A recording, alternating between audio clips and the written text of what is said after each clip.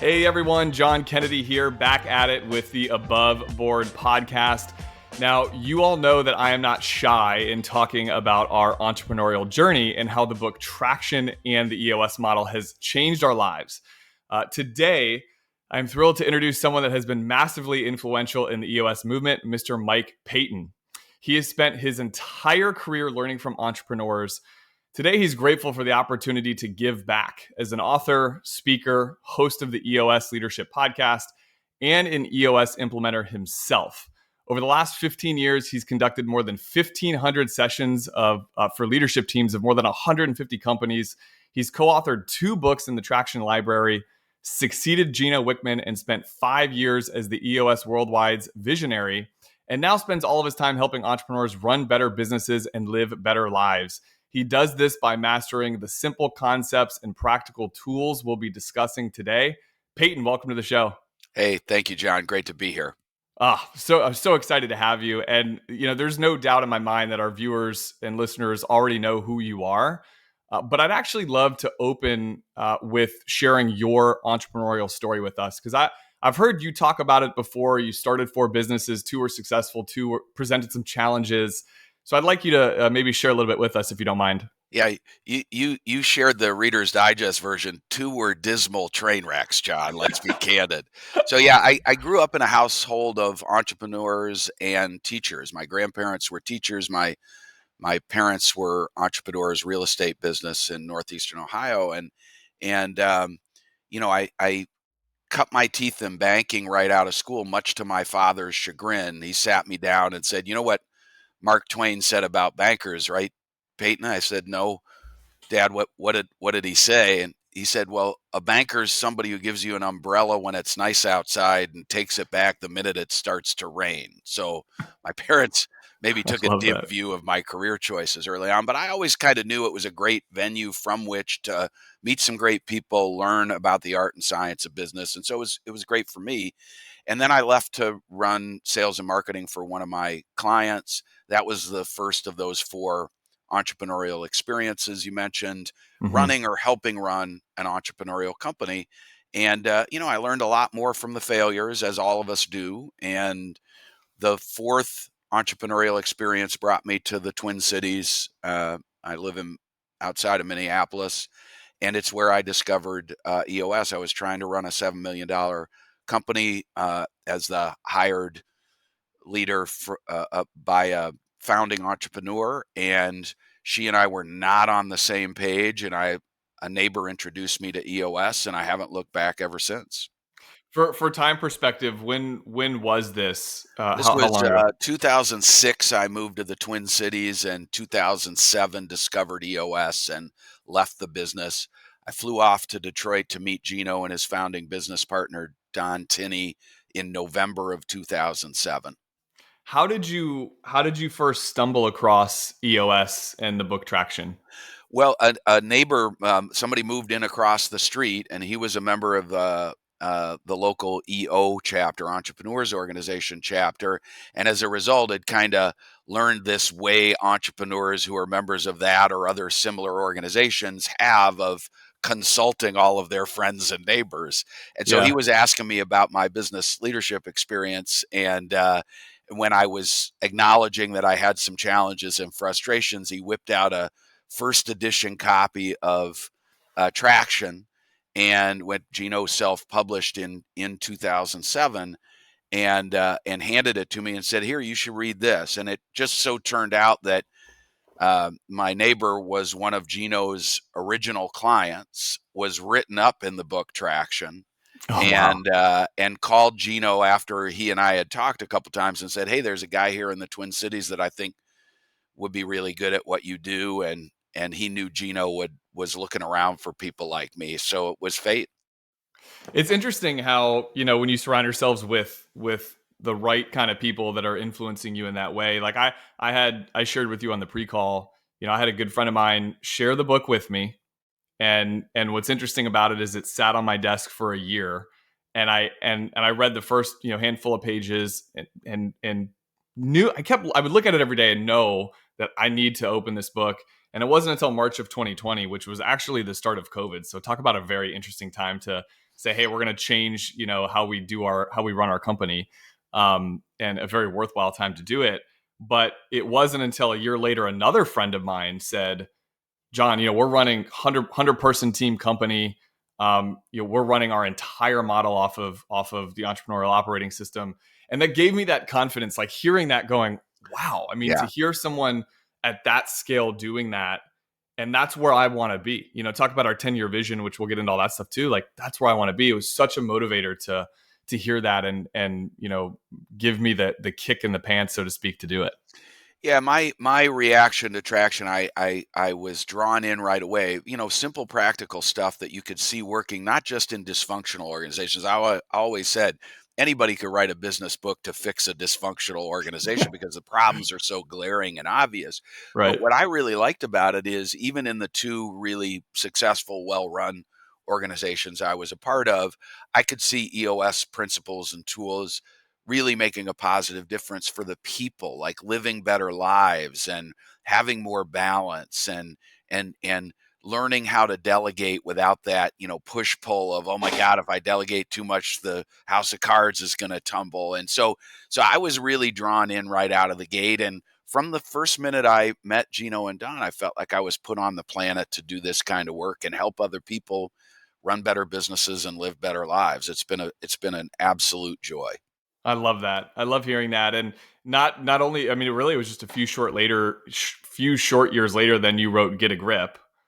And I'm kind of curious what your inspiration was for that, because as I read that and I compare that to Traction, they're so different. And so this is a two-part question. Your inspiration for that is number one. Then part two is, now that you guys have these series of books written in the EOS book library, what would be your if someone was first learning about this today, hearing us talk, what would maybe be your recommendation of the first couple of books to start with? Because for me, I actually like Get a Grip as the starting book, which we talked a little bit about, but I'm curious your opinion.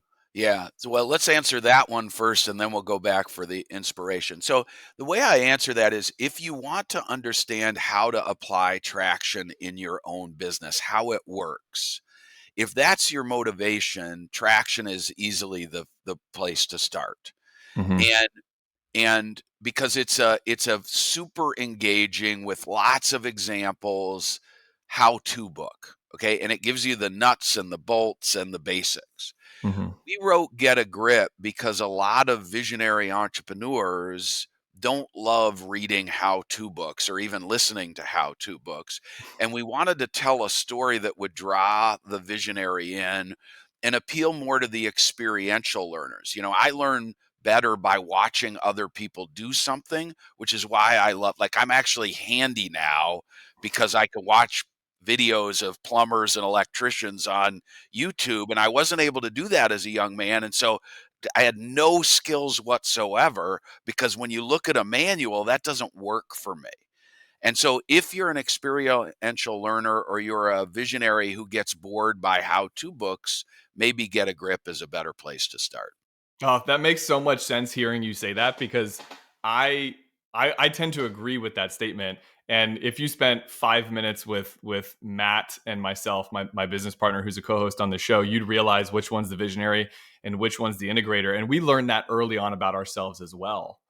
Yeah, And such an interesting idea, thinking like, because when I read Get a Grip, I'm like, man, this is really speaking to me. It's giving me the call to action, and it's actually compelling me to really want to dig even deeper into Traction.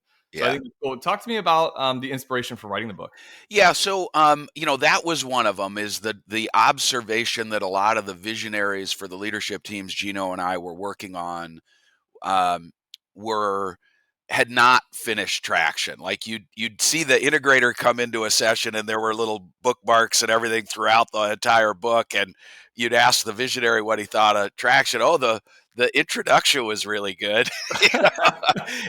And so that was part of it. Is we recognized there was an audience out there that maybe traction wasn't a perfect fit for. Not true of all visionaries by any stretch of the imagination. I'm a visionary and I consumed traction like that. And so I don't want to scare visionaries away from traction at all. But some of them struggle with that. And then the other one is we both love Patrick Lencioni, the Business Fable format, and Michael Gerber, the E-Myth. The Business Fable format is a great teaching format, and it also gave us an opportunity to share with the readers the order in which we work on the EOS tools, which is different from the order in which they're presented in Traction. And Mm-hmm. so those were kind of the two driving forces. And to be honest with you, as a writer, I was an English major in college. I needed to tell a story. There was a story I wanted to tell. So there was something deeply personal about that part of it, because the impact we're having on the people who own and run these businesses is the reason EOS implementers are motivated to do this great work every day, not because we're following a process and helping people get great results. We like making an impact on the people we're working with, and we wanted to illustrate that impact and get a grip. I'm sure you find this, but you guys have raving fans all over the place because obviously, like, I'm not an implementer, and we talked about, so going back to, I think it was episode 48, we did an episode called Gaining Traction where Matt and I kind of shared our story about this. But I tell everybody that is willing to listen to me, that's a business owner, about Traction and EOS, because it's just, for me, it became a very useful framework and understanding for how to run a company. And we, when Matt and I started, and this is, I'm curious of your opinion of this, but kind of going back to the friend of mine that I shared with you, that a 100 person company, he had a perception of, well, we're doing this because there are things that are broken that we need to fix. And I sort of looked at this from the opposite end, and because his comment to me was like, you read the book, maybe you guys don't need this because it's just you two right now. Right. And it was two of us. Now there's six of us. It's still a very small team, but I looked at it differently in that I thought, we aspire to grow to a much bigger company, and I want to solve issues before they're potentially even issues. And as having a business partnership where we have this visionary integrator relationship, we wanted to make sure that, and this was, I mean, Matt will tell you too, like, this was a scary but fun exercise. So we did the VTO separately, and we came together, and shared notes. And what was the biggest sigh of relief in the room for him and I was that our 10-year vision of what we listed out was approximately the same. What That's was cool. interesting was we had a different idea of direction on how to Of arrive at course. that.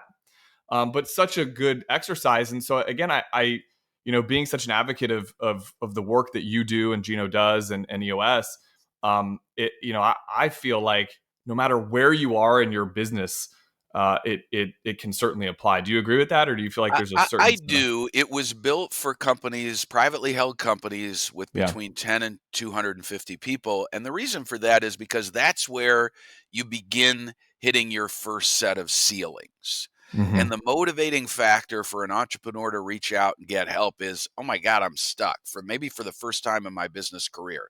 A lot of accidental entrepreneurs, they're passionate about something or really good at something, and they recognize they have an opportunity to monetize it. And then they wake up a couple years later and they've got 42 people on the payroll, and they're like, holy crap, I'm not a plumber anymore, I'm running a business. Right. Right. And so when you feel stuck, you're motivated to change your organization. And EOS is a pretty fundamental change in the way you clarify a company's vision, Mm-hmm. share that vision with everybody else in the organization, assign very clear responsibilities and accountabilities for executing on that vision, and then keep score, right? And Yeah. you need to be ready for that kind of cultural change before you make it. And so if you're smaller than 10 employees, it doesn't mean you're not going to get value from using the tools or hearing about the system. It just means that you might not have hit your first ceiling yet. And so you may not be motivated enough to change the way things are working. So, What I would share in our instance was there were things that really jumped out at us when we read through the book, and I obviously know there's a number of components, and I kind of assume for a lot of the listeners, we've talked so much about Traction and EOS that they know that, but I don't want to take that for granted. But there were certain things that jumped out at us. For example, the scorecard. We're financial planners by trade. I mean, living in Excel, that is my zen. I could come up with every metric on the planet Earth to quantify how we're doing, our company or business. And talk about, one of the most challenging things was to tell me I need to, try to come up with six to 12 or 15 benchmarks to be tracking weekly, when in my head I'm like, there's 50 at least, That's right. uh, and so, but such a very useful exercise at that time. And now, I mean, we live by that. Every Monday, our level 10s, we go through our scorecard. That is, I think it's 13 total things that we look at Yeah. now. And Well, and yeah, go ahead.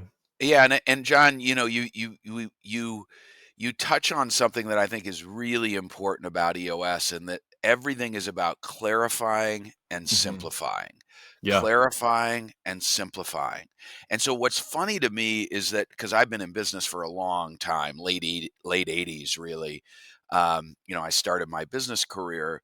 So in the early days, the reason companies were weak in the data component, most organizations, is that there was no data. Everybody's running by the seat of their pants, relying on gut instinct and anecdotal evidence and all that stuff. Today, the problem is exactly the opposite. You can get data everywhere. The term big data makes me laugh. I don't want big data. I want a handful of numbers that gives me real insight into what's really going on in the trenches, so I can make better, stronger, faster decisions. And that's sort of everything about EOS in a nutshell for me, is our approach to scorecarding. What are the activities-based numbers, the stuff we have to do each week that's going to produce the results we want next month, next quarter, or next year?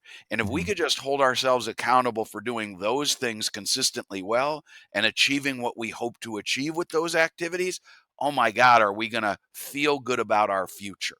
And you know what wakes you up in the middle of the night is when you don't feel good about your future. And so Mhm. scorecarding in a very simple way helps you get better at that. And by the way, the EOS Worldwide's former CFO um, is also a spreadsheet junkie. And he once said, I actually used a spreadsheet to propose to my wife.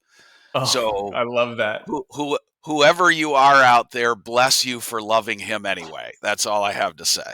I think that's hilarious. And the point really does land that a lot, especially an entrepreneurial spirited person, I think we can tend to overcomplicate things. Like, okay, really great example. When we were identifying our core processes, I one of those, we call it the Canner pathway, but it's how clients onboard from the moment they look us up online, pick up the phone and call us, to the time that they're integrated and we're in review meeting cycles with them. There is no less than what feels like 10,000 things that could be a part of that. And through your book, actually, Process, which is an Thank amazing, you. that's the second one that you wrote, the second one, right? Yep, that's Yep. correct.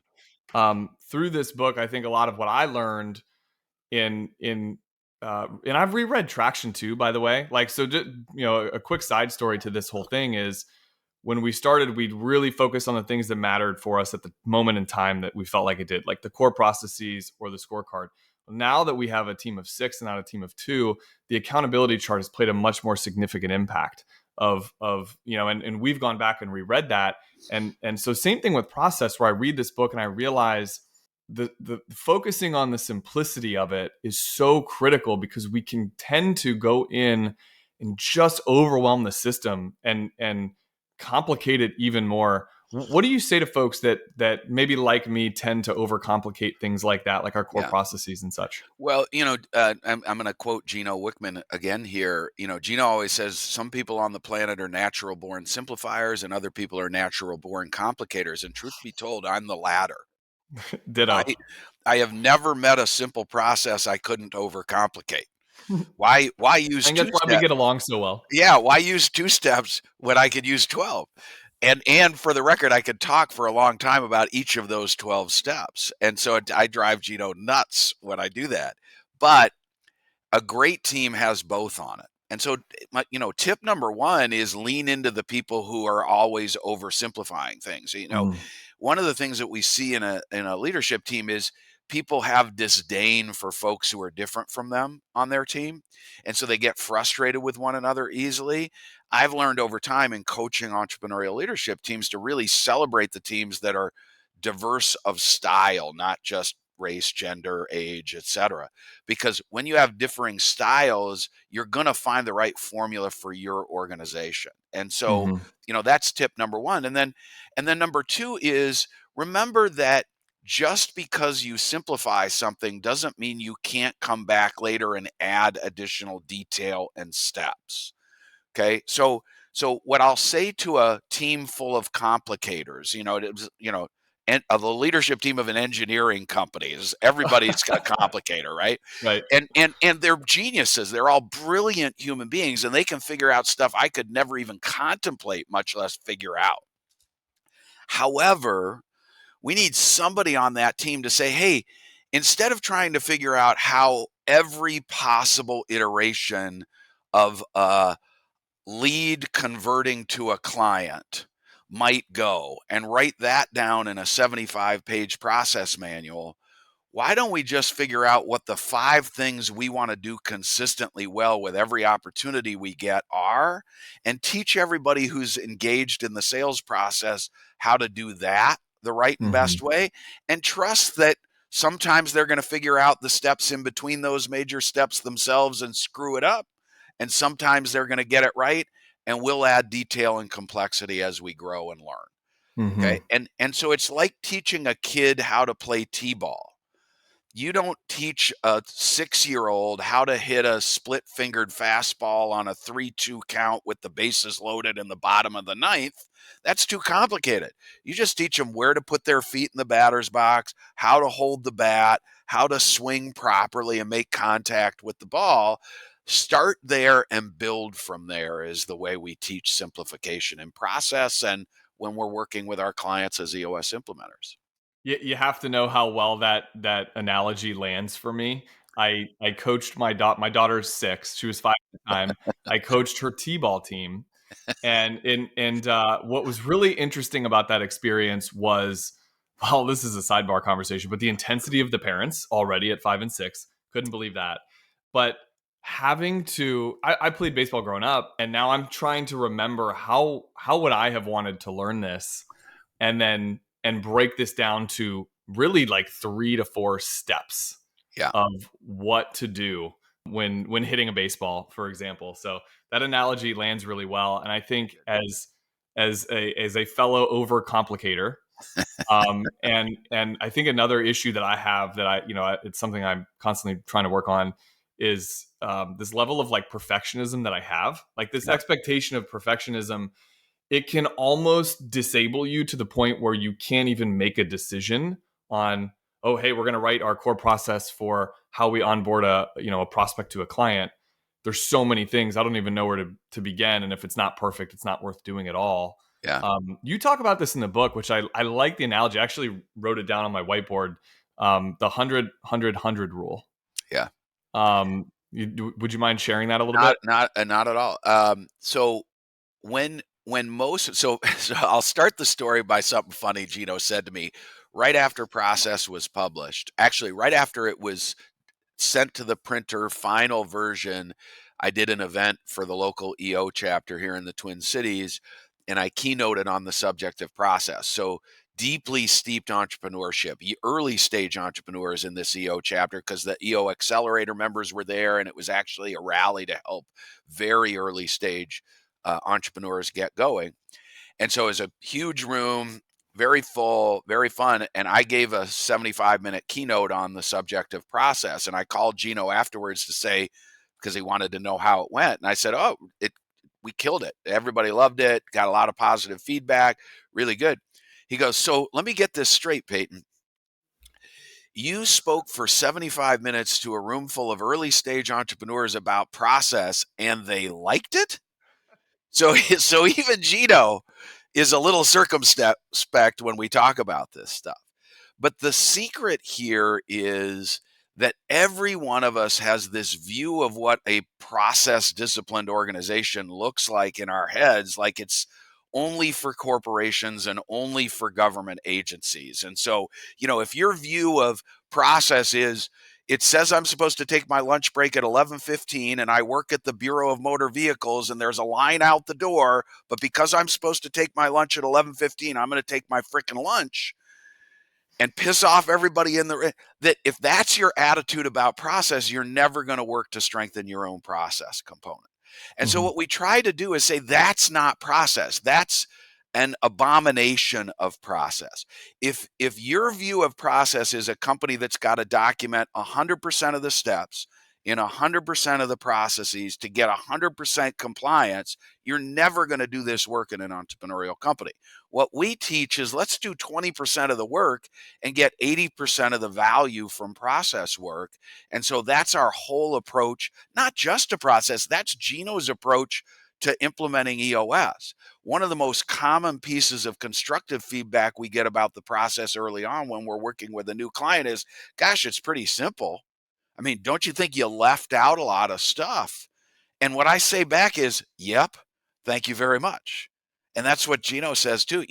The key to this stuff working in an entrepreneurial company is we're not trying to over engineer anything. We're trying to make things a little bit better and help you build from there. Perfection is the enemy of progress. Winston Yeah. Churchill quote. Perfection is the enemy of progress. Doesn't need to be perfect. We do need to move forward. Yeah. Yeah. You have in the book, you have a good Steve Jobs quote too. It's simple can be harder than complex. You have to work really hard to get your thinking clean to make it simple. That's right. That's right. Hearing a lot of what you're saying, and especially someone that's a perfectionist, and feeling like sometimes you're disabled to even make a decision because you want it to be a perfect step in the right direction. It's like, just take the stride, like just take the step. Even if it's an imperfect step, it's still better than doing nothing. And I think with the process stuff, what I'm hearing is, hey, if we write out the five main components of, I'll keep using the onboarding a new client. Like if we write out the five main components of what that makes up, what I also like about it is, you said you can go back in later and you can add more stuff. That's okay to do that. If you find that, hey, this is really a missing piece and it's maybe a subset of step 3, we can go back in and add that. But also there's some variability or trust of, let's say if there's a salesperson running that process, you're giving them the creative space to make a decision to fill in the blank on how the situation may need to go, because it could go one of 50 ways, right? That's right. What you don't want is to negate the need for people to figure stuff out between the margins. You Mm-hmm. don't want a bunch of robots running around and not empowered to use their best judgment. And so it's a fine line. And most of my clients, when they're doing their process work, sort of pendulum into the right approach for them. Every organization is different, every person is different. And so, again, perfection is, and one thing I want to say about perfectionism, I would say, if you ask me to give you a percentage of the people who sit around my conference room table as entrepreneurial leadership team members that are hardwired as perfectionists, it's 90%. Right. You are not alone. We hate making mistakes. That's what gives us the energy and the vigor and the discipline and the work ethic to get things right. That's why we crush our competition, because we're working harder and more worried about screwing things up than the average person. Mm-hmm. It's also what brings us a lot of unhealthy emotion and inability to delegate, shame when we screw something up, a fear of pointing out other people's failures, because when we fail, we feel awful. And so we don't want to make other people feel awful. So I feel like your listeners and viewers need to hear that perfectionism is normal, but it's Mm-hmm. and can be very helpful, but it is a double-edged sword, and you need to be careful about that and find your own balance.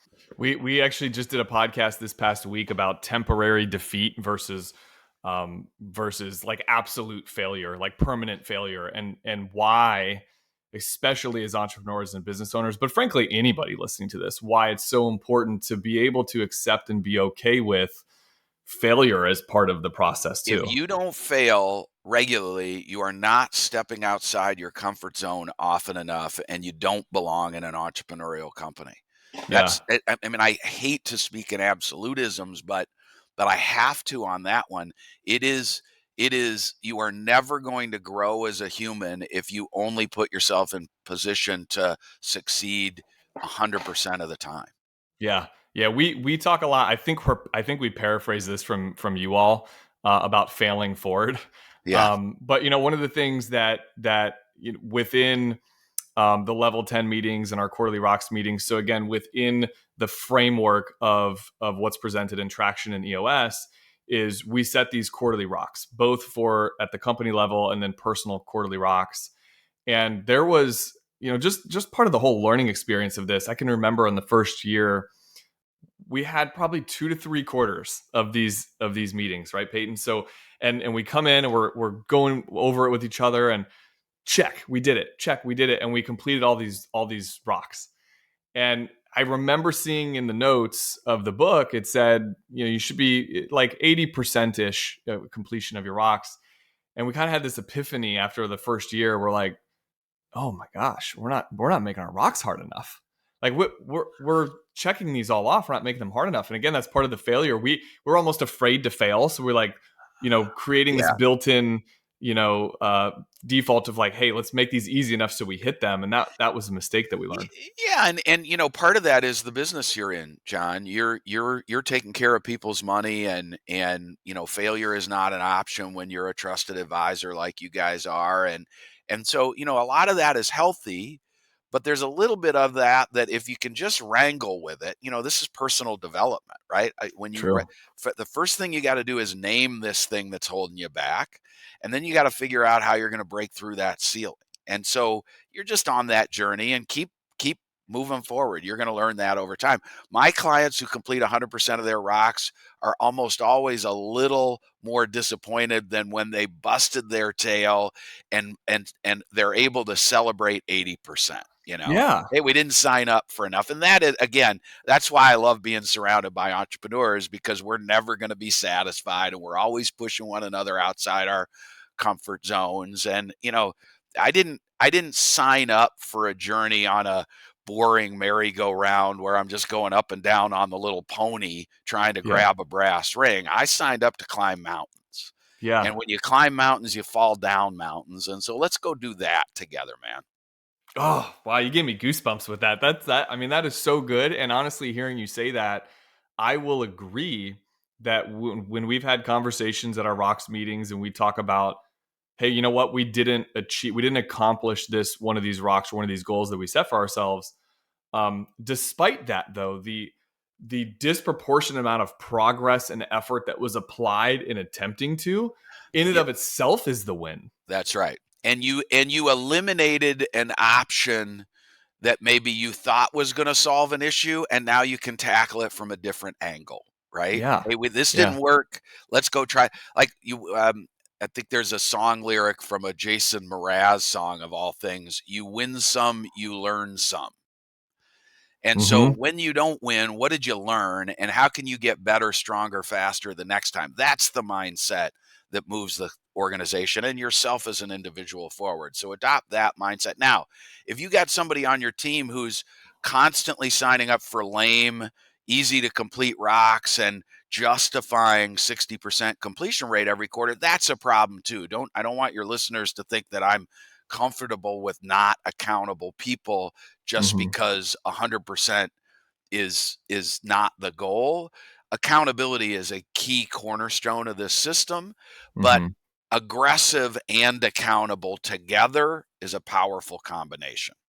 Can we talk a little bit about? I'm curious about the accountability component, because it is such a key component of this, and something that we talk a lot about internally is that shared responsibility doesn't usually succeed. In that, like, you got to give someone needs to have ownership of this. They might need support and be able to delegate certain things, but they need to take ownership of this specific responsibility.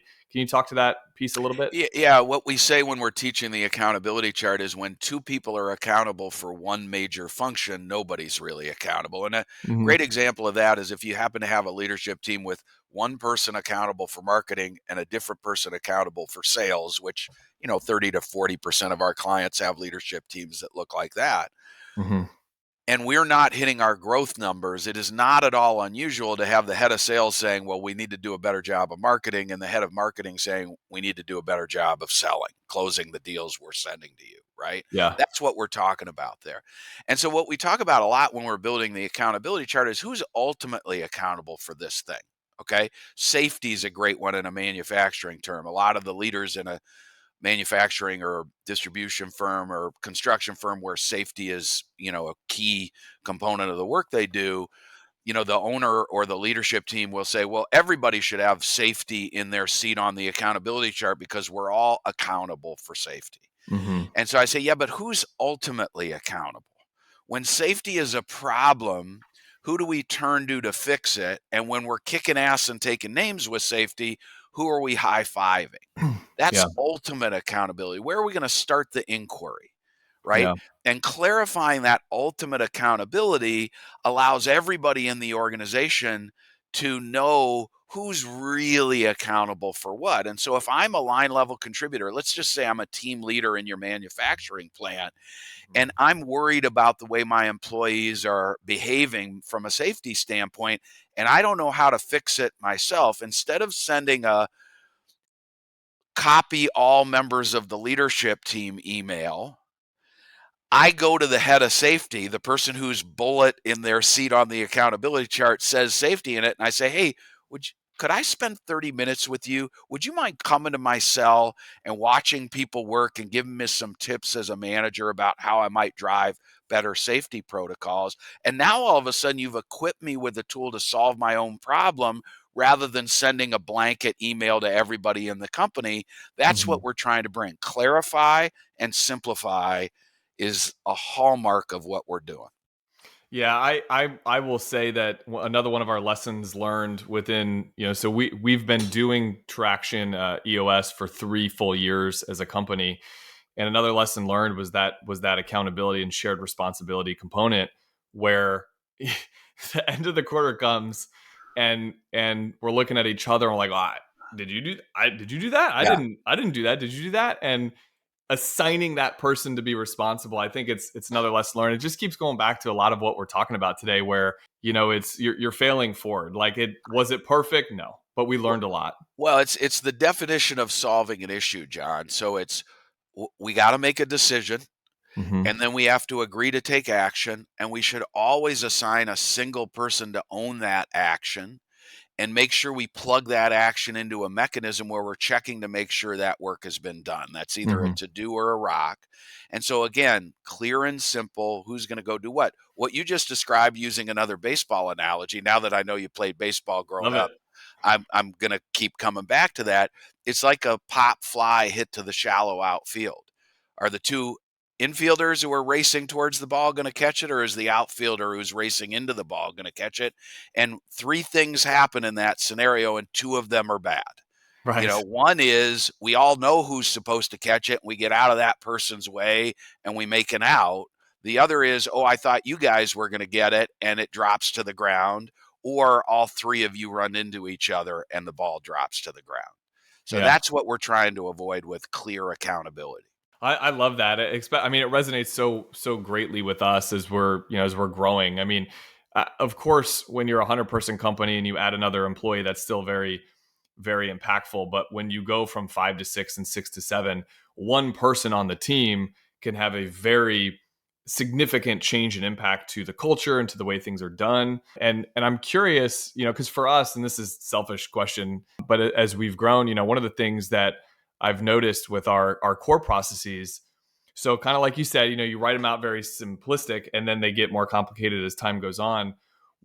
How quick should we be to make changes to our process, or the way of doing things? Should we just kind of sit back and observe that, or should we be jump to quick to jump and make a change? Yeah, so when you're first working to strengthen the process component, one of the things we say in the book is take some time to observe the way things are working now before Hmm. you reach in and start changing things right away, because every step in every process is kind of connected to 11 other steps. And so Hmm. you know i'm I'm a problem solver, so I tend to be like a carpenter walking around a framed up house with a hammer, and as a result everything kind of looks like a nail to me. And so I just want to start banging on stuff, right? And so just calm down, observe, draw some conclusions, record what you're seeing, what's working, what's not working, and then optimize best you can. Now, what do you think the right way to do this is? And then implement that as your process. Okay. Mm-hmm. And then what we teach is in the FBA checklist, FBA stands for followed by all, know that your process work isn't done regularly, and we recommend once a year. You ought to whip that process out. Ask yourself if it's still simple, clear, optimized, streamlined, whatever term you want to use. Is there an opportunity? Is new technology come out that would allow us to automate one of these steps and save a little time or money? Mm-hmm. Okay. Is there a handoff that's not working in the way we've got the process configured now? Talk to the people who are engaged in the process every day. Hey, what parts about this process seem like they're flowing smoothly, and what parts do things break? Right. Mm-hmm. And if you just take your process out and try and improve it once a year, it might be that 2 years go by and you don't make a change, but you've at least asked and looked for opportunities to keep optimizing. And so that's what we say. Get it right best you can early on, and then review it once a year and make changes when necessary. It really is a work in progress. I mean, I think the whole Right. EOS experience is, and I knew that. I honestly, deep down, probably the reason that it took me so long to start the traction book to begin with was because I knew as soon as we picked that up and started, it was never going to end. And I'm so grateful that we in 2020 did start that, because I've learned over the years that it is an evolution. And there are, I mean, you should see my book. I mean, it's highlighted, it's got notes all over it, and we pull it out for different points in time as we're growing, of like, okay, we need to go back to the people analyzer. Like we need to reread this, and it truly is, I think, just an evolution. And again, this is, selfishly, from someone who is like a self-defined perfectionist and has to be right all the time. That's been my biggest lesson learned, is take an imperfect stride in the right direction. Like Yeah, just keep working at it and keep growing and keep moving. that's right. Um, Peyton, just to be respectful of your time as we wrap, any final parting words of wisdom or thoughts as we wrap our show today? Yeah, sure. What I say to your listeners who are running their own organization or a leader in an entrepreneurial organization is stay in touch with what it is that attracted you to this business in the first place. Stay in touch with your passion. When you Yeah, lose your passion, bad stuff starts to happen at work, and it often leaks over into home. And so, what do you want from this business? Why do you love the business you started or are a part of growing? And stay connected to that. And when you can't feel good about your passion being ignited every day, go get help. That's yeah, what I'd tell your listeners to do. And if what we talked about today doesn't resonate with you, there are lots of other systems out there, lots of other tools to help you regain the passion you once had for your business. Go yeah. find those things and implement those things. It doesn't always need to come back to EOS. That's my passionate plea.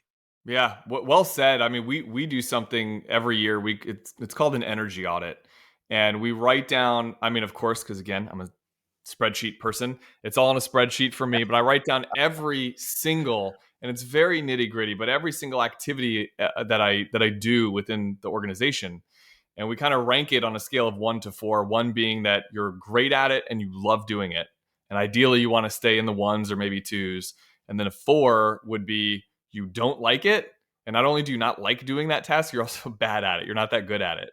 And it's been always an eye-opening exercise, because the list changes. Like I've saved it every year, and not only does the list change, but then how we've kind of thought about hiring is not in the conventional sense of, okay, well, based on the progression of our company, we need, this is the next hire we need. We kind of look at the energy audit and try to determine how best can we stay in the ones and twos, and get, as you said, get the help that you need. Do you do it any types of exercises like that? Yeah, we call it delegate and elevate in EOS. Very I aligned with what you just said. And what's funny is the love to do and are great at things are easy to hold on to, and the Hmm. don't like and lousy at things are easy to get rid of. Where the real trouble comes is that bottom left quadrant in a delegate and elevate tool, stuff that I don't like doing but I've gotten pretty good at. And in a small company, that Mhm. accounts for somewhere in the neighborhood of 50 to 80% of the founder's job description, because we are successful when we start up a business with a whatever it takes attitude. Somebody Mhm. needs to pick up cigarette butts outside the front door of the office. I got to go do that. I might not like it. I might prefer Mhm. somebody else go do that, but I've got to get good at that. I want to make sure everything. Oh, we need to build a website. I guess I got to go research how to build a website. And so that's part of reigniting your passion, is get back in touch with the kind of work you love to do and are Yeah. best at, and do better than anybody else, and get rid of everything else as you grow. Well, that actually, hearing you say that helped me kind of understand something, where every time I've done that exercise, my goal is get rid of the fours, the things that I don't like and the things that I'm bad at. But the actual, one of the crux of one of the main issues is the things that I don't like, but I am good at just through the years of doing that thing potentially. That's the real risk, Yeah. is that quadrant. Oh, wow. Well said. Listen, Peyton, this was man, this is one of the most exciting podcasts for me that we've done. And Thank we, you. yeah, we greatly appreciate having you on the show and sharing so much of your wisdom for our listeners. For the folks interested, what would be the best place to find you on social media or learn more about you and EOS? Yeah, so I'm on the almost all the socials. So MPATON would be a good thing to search for on social, and then just go to eosworldwide.com. You can connect to me or other local implementers in your area, and there's lots of stuff we talked about today that you can find at no charge. Kick the tires, use the tools, get what you want from your business. I love it. Well, folks, as we wrap, I'd also like to offer one something that I think is exciting for our listeners. We love spreading the word about Above Board, and we thrive on podcast reviews. So, if this is an ask, here's my ask: if you'd be willing to write us a review, screenshot that and email it to me at john@canterpath.com. I'll be sending the first 20 folks who do that a copy of one of Peyton's books of your choosing. So either Get a Grip or Process. And who knows? I mean, maybe I'll be more generous and do even more than 20. But as always, thank you all so much for listening to us on Above Board with Canterpath. We'll see you next week. And Peyton, thanks for joining us today. Hey, thanks for having me, John. It was a pleasure. See ya.